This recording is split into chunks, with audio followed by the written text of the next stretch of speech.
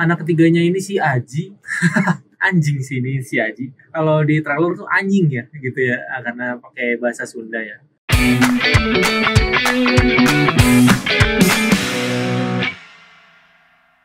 Halo semuanya, selamat datang di Habis Nonton Film. Kali ini bersama gue Upi, salah satu host atau Minton dari Habis Nonton Film.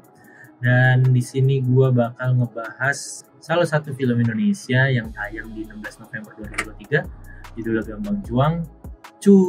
Gampang Cuan. Disutradarai oleh Rahabi Mandra ya.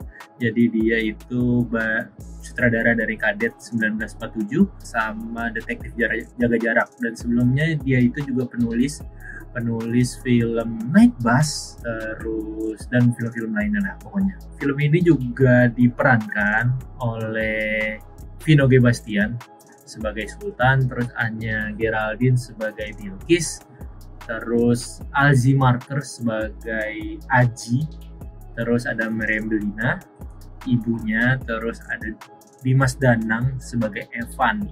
Premisnya itu menceritakan soal si Sultan merantau ke Jakarta untuk menghidupi ibu dan dua adiknya gitu. Jadi mereka ini sudah ditinggalkan oleh bapaknya ya.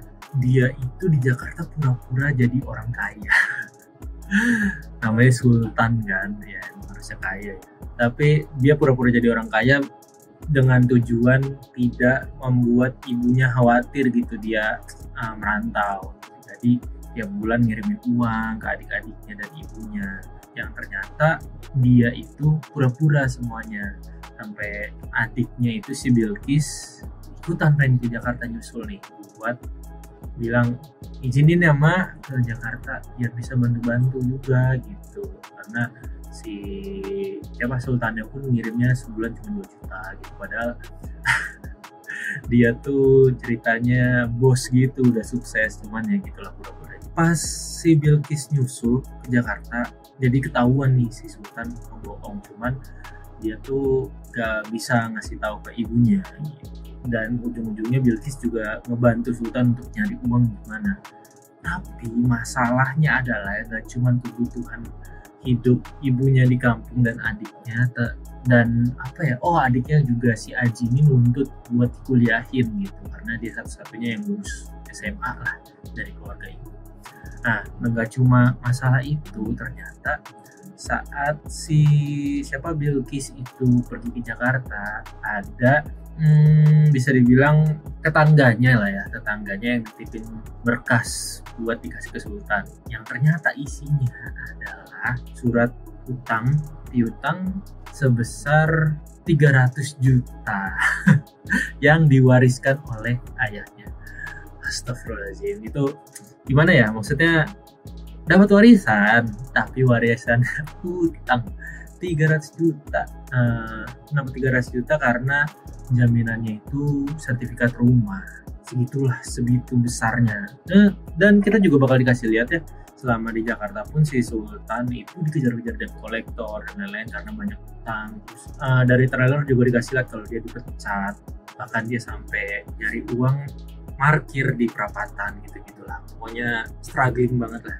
Ditambah masalah-masalah lainnya ya, itu adiknya yang pengen kuliahin dan ibunya juga yang nggak tahu kondisinya dia di Jakarta gitu. Gue nggak nyangka ya filmnya bakal memuaskan buat gue. Gue suka banget sama filmnya karena pembahasannya rapi dengan durasi 2 jam, hampir 2 jam. Dia ini nyeritainnya sabar, step by step gitu. Tidak ada yang plot hole yang signifikan, atau bahkan gue nggak sadar ada plot hole di sini. Terus yang gue sayangkan itu sih kenapa trailer, terus promo-promonya, teaser, poster dan lain-lain itu cukup misleading gitu, karena buat gue dari materi-materi promo itu bukan sama sekali gak berasa atau kurang nge-highlight hal-hal bagus yang ada di filmnya ini. Dimana yang gue aja baru nyadar kalau ini tuh film yang heavy, temanya keluarga gitu. Ini tuh film keluarga ternyata, struggling hidup di Jakarta gitu, nyari duit buat ngehidupin keluarga. Itu juga wow, itu relatable banget ya buat kita-kita yang apalagi gue juga anak pertama kan. Relatable karena susahnya nyari uang di Jakarta gitu, dari orang-orang yang mikir gue ke Jakarta lah untuk memperbaiki hidup, yang ternyata sesusah itu. Bahkan gue di filmnya berkaca-kaca lah ya dikit gitu, dan ada air mata gitu dikit.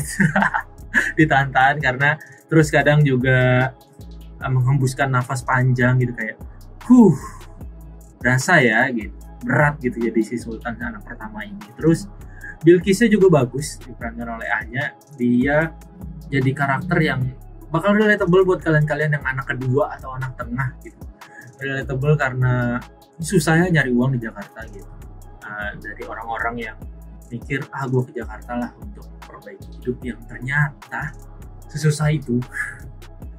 Bahkan gue di filmnya berkaca-kaca lah ya dikit gitu, dan ada air mata gitu dikit.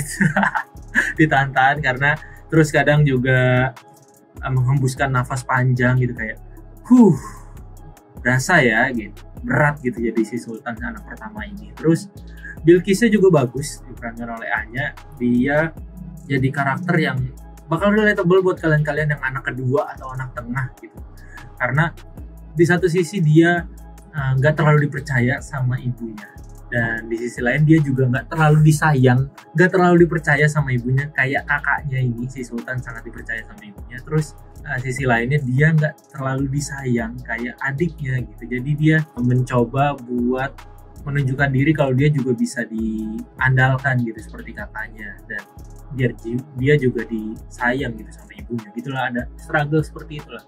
Dan anak ketiganya ini si Aji, anjing sih ini si Aji. Kalau di trailer tuh anjing ya gitu ya, karena pakai bahasa Sunda ya. Tapi si Aji ini anjing sih, dan gua tahu kenapa dia ini anjing. Silakan ditonton aja filmnya, nanti lah ya bakal tahu. Pokoknya yang gua rasa ini dinamika dari karakter-karakternya ini tuh cukup solid ya. Karakternya tuh dibuat secara solid gitu. Dimana anak kedua, anak pertama, anak kedua, anak ketiga gitu, ibunya yang sakit, ada seorang Evan juga ya yang datang gitu. Dan si Vino ini, si Sultan ini juga punya teman ya yang diperankan oleh Pandu. Itu juga lucu gitu. Justru hal-hal relatable, hal-hal yang bagus dari film ini tuh kurang berasa gitu dari materi-materi promonya. Itu dia yang gue sayangkan. Sayang nih materi promonya kurang mewakilkan apa-apa yang bagus dari filmnya gitu. Jadi itu yang sebenarnya disayangkan gitu. Karena gue sendiri juga kaget, ternyata filmnya sebagus ini, ternyata filmnya se-relatable ini gitu. Jadi itu sih. Jadi teman-teman mendingan kalaupun pengen nonton trailer silakan, tapi gak pakai nonton film trailernya tapi langsung datang ke bioskop. Itu recommended karena bakal dikagetkan sama betapa oke-nya gitu, lumayannya film ini gitu. Terus ada juga elemen di mana dia memasukkan cerita soal literasi keuangan. Di sini heavy-nya salah satu instrumen investasi yaitu saham. Kenapa gampang cuan, itu juga judulnya sempat disebutkan gitu kan, yang berhubungan dengan saham ini juga. Tapi yang gua suka adalah dia nggak ngangkat saham ini sebagai hal yang sangat tempting gitu, menarik dan lain-lain. Tapi walaupun dia cuma ngebahas kulit-kulitnya, dia nggak lupa untuk ngasih ilmu gitu atau literasi soal saham ini secara responsibel, dan juga dia juga ngasih peringatan-peringatan gitu yang subtle agar yang nonton tuh oke juga nih saham, langsung sembarangan gitu. Jadi dia tuh nggak menjerumuskan kita untuk langsung terjun ke saham gitu. Jadi dia ngasih lah ilmu-ilmunya di situ. Abis nonton tuh berasa kayak anjir, ternyata saham gini ya. Kita cukup tahu gitu dasarnya saham, yang justru malah memancing kita buat mempelajari lebih dalam, bukan langsung gue langsung mau coba saham, gak gitu. Terus elemen komedinya sih. Nah, trailernya itu nunjukin banget komedinya yang sangat heavy, dan tapi memang secara keseluruhan dari sisi komedi emang lucu sih, lucu banget. Lucunya juga bukan lucu yang maksa cringe atau apa, karena lucunya keluar dari karakter gitu, dimana Sultan yang pura-pura kaya, pura-pura ngerti, karena pendidikan dia rendah ya, apa-apa tuh dia pura-pura dan semuanya lucu gitu, ngomong salahnya, so taunya, ngomong bahasa Inggris anjir itu lucu banget. Terus si Bilkisnya juga, si Ikisnya juga dimana dia reckless gitu, dia nekat gitu, karena dia tuh semacam kayak pengen nunjukin gue tuh bisa hidup di Jakarta juga, gue tuh bisa ngebantu keluarga gue juga kayak Bang Sultan gitu, AA Sultan ya. Jadi dia reckless, dia banyak keputusan-keputusan yang spontan yang justru membuat ceritanya jadi menarik gitu. Belokan-belokannya tuh yang wah unexpected lah gitu. Terus sama dialognya tuh cerdas sih menurut gua. Tektokannya bagus, plesetannya, bahkan ada referensi-referensi yang meta gitu. Terus cameo-nya juga ada lah di trailer itu, Mimi Peri gitu. Jadi itu juga lucu. Terus Pandu Winoto juga di sini jadi karakter yang apa ya, kosong. Bodoh banget tapi itu lucu banget bener. Apa bodohnya tuh ya udah emang karena dia bodoh gitu, bukan bodoh yang gak believable gitu, yang keterlaluan gitu. Terus juga antagonis, kita masuk ke antagonisnya tuh di sini abu-abu gitu, dia tuh jahat apa enggak sih, dia tuh ngelakuin ini tuh emang karena dia orang jahat apa enggak sih gitu. Jadi buat gua antagonis yang lebih cocok dianggap antagonis di film ini tuh nasibnya si Sultan. Beneran kasian banget nasibnya si Sultan. Oh ya, sama si Aji sebagai anak ketiga ini anjing sih, bakal bikin lu gregetan, bakal bikin lu kesel. Yang bagus lainnya tuh chemistry si Anya sama Vino di sini sebagai Sultan dan Bilkis dan Sultan. Mereka tuh kayak lu gimana sih, abang ade ya, anak pertama sama anak kedua gitu, yang bukan lu kalau abang pasti sayang banget ya ke adik lu paling bawah gitu, manjainnya adik lu paling bawah. Kalau adik kedua tuh dia tuh juga punya adik gitu, dia juga kakak, jadi itu kayak berantemnya, cekcoknya, tolol-tololan, goblok gitu itu cocok banget. Bahkan kemarin di presscon mereka bilang mereka tuh kan sering pukul-pukulan ya, sering berantem, pukul-pukulannya tuh beneran. Jadi kalian tuh diarahinnya tuh mereka harus mukulnya tuh beneran gitu. Jadi total lah, nggak berasa dibuat-buatnya, dan beneran kayak abang ade yang love hate relationship gitu. Vino juga kan range emosinya sangat luas, actingnya juga pasti bagus lah. Dan Anya di sini actingnya nggak jelek, lumayan bagus, oke gitu, sebagai cewek Sunda gitu yang berani gitu. Jadi lumayan. Paling yang mengganggu ya dialeknya aja sih, logatnya. Dan di sini kadang tuh on off, kadang saya, kadang aing, kadang gue gitu. Jadi di situ cukup lumayan on off gitu kadang-kadang. Cuman buat gua yang bukan orang Sunda gak terlalu terganggu sih. Mungkin teman-teman yang asli Sunda itu bakal terganggu ya. Cuman dari Rahabi Mandranya sendiri, Mas Abinya sendiri sang sutradara ngomong kadang di scene-scene tertentu yang memerlukan emosi yang tinggi gitu, dia mengkompromikan gitu. Kalau ya lu pokoknya marah ya marah gitu, kesel ya kesel, sedih ya sedih, gak usah terpaku sama dialog Sunda gitu. Jadi makanya kadang Vino dan Anya tuh keluar bahasa Jakartanya gitu.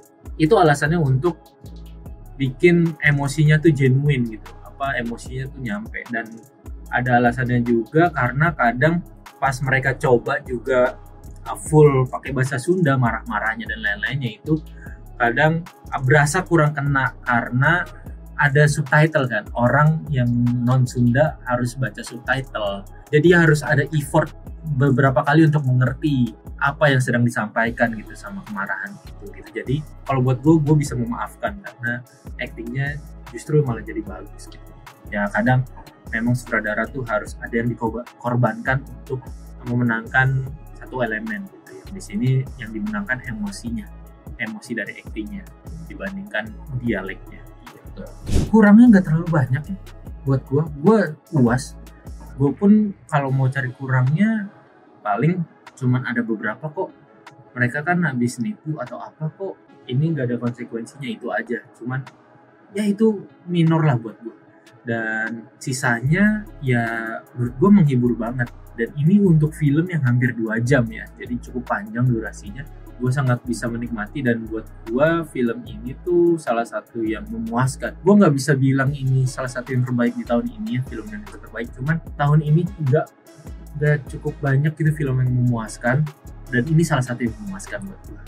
Sutradara sendiri, si Rahabi Mandra ini menurut gue underrated ya. Semoga Gampang Cuan ini bisa lebih cuan dari film-film Rahabi Mandra lainnya, dan silakan dicoba 16 November di bioskop. Itu aja sih dari gue. Sampai ketemu di ulasan dari habis nonton film lainnya.